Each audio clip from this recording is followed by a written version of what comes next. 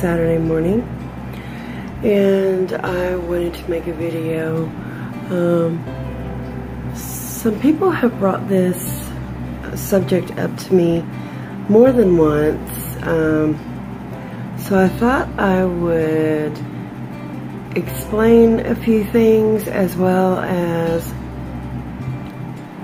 because I don't fully understand why I do what I do. First of all, you have to forgive me. I look even worse than my usual worstness.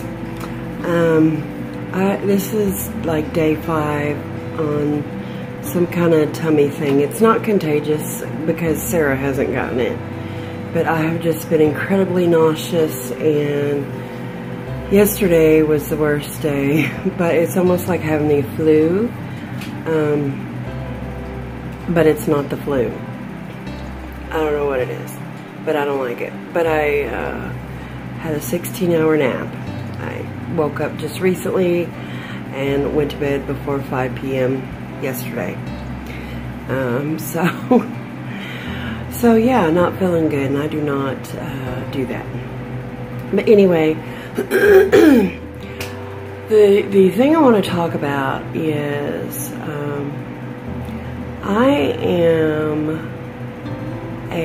I'm Cherokee. I'm roughly half. My dad was just under full, and we were our family's registered. When I say registered, yes, like dogs, we are registered. Most of you know from American history about the Trail of Tears, and my family was one of the families that were driven into Oklahoma that way, and at that time people were registered, giving a roll number, Cherokee DAWS rolls, DAWS. I do not know about Choctaw or Navajo or any of that other stuff. I'm only speaking on the Cherokee, and not even the Eastern Band, because I don't know much about them. But you're given a roll number, almost like during the concentration camps, they were given tattoos. They were registered by number. Well, we were too, except it wasn't tattoo. It was, but we all have a number. When you were given, I'm sorry, I'm having some issues with speech today, apparently.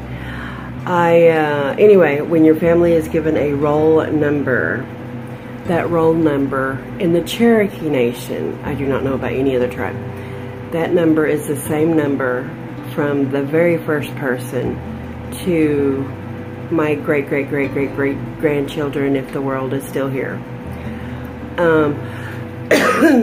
That is how you get your CDID card for yourself and your children. So I got mine by my dad, and my children get theirs through me.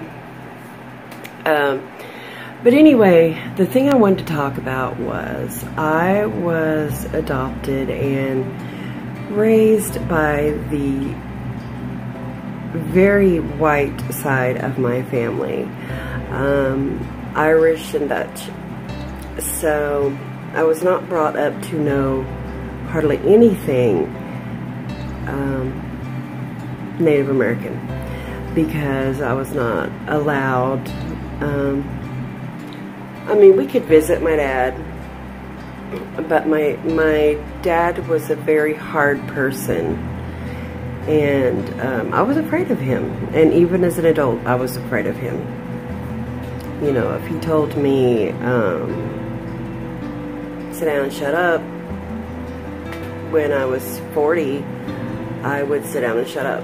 I don't know why. He just always intimidated me. Always a hard person. But I'm so bad at getting straight to the point, and I apologize. I was raised primarily Baptist. The reason I consider myself non-denominational as far as my Christianity, but the reason for the Baptist raising is because my grandparents were Baptist, and these are my mother's parents. They adopted me and my older brother. He's 14 months older. That's what they were. So when they went to church, of course we went every Sunday. We had to, because that's what good kids did. So that's why the Baptist, and they are a very strong denomination. They're everywhere, around the South, everywhere, but especially around the southern states, and they are around my area here too. It's, I'm so sorry. But anyway, and these are my personal beliefs, and by no means am I judging anyone. This is my story. It has nothing to do with anyone else. So, this isn't any type of debate whatsoever. But, although I'm not active since we have moved to this new town, we have not found a church home yet. But I believe what I believe. I will always be that way, I guess. And I pray. I believe in prayer. I know miracles happen. I've had them happen to me as well as other people. So I do believe in prayer. But the Native American side of me also believes in, for example, there's many different reasons why the Cherokee, and I believe everyone probably does this as far as the tribes, but we burn certain herbs and grasses, if you will, for different reasons. For prayer and protection. It's sage, sweetgrass. Sometimes different things are added in, lavender, just you know, different things like that. But when I move to a new home, or when there's a lot of negativity, like in my marriage, my ex-husband, when it got really bad and the house felt bad and there was just too much going on, you can feel it. A lot of people are sensitive and just can feel that heaviness. And I'm sorry I'm all up in your face, but I'm holding my camera today. But anyway, I will always burn sage. And as,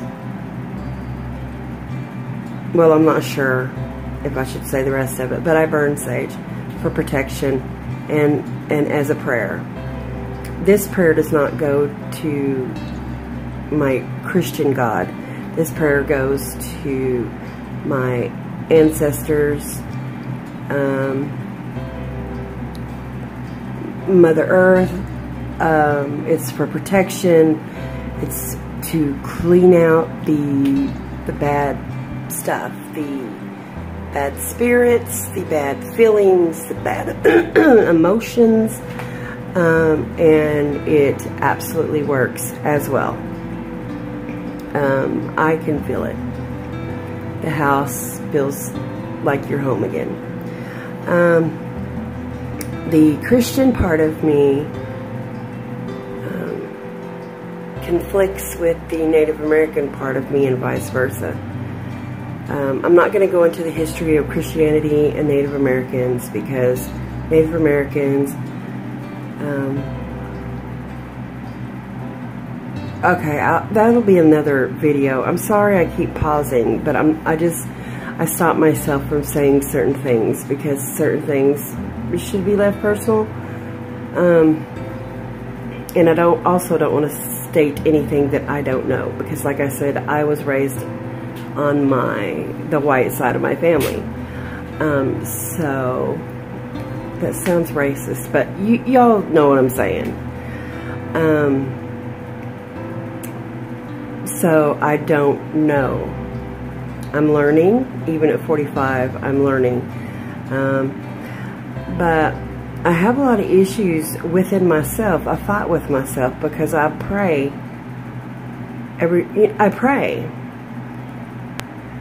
but yet I sage as well, and it's conflicting.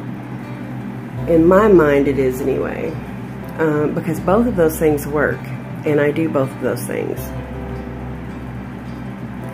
So I guess this is just a vlog, just kind of, you know, like talking to someone. I'm not really looking for opinions or you shoulds or shouldn'ts,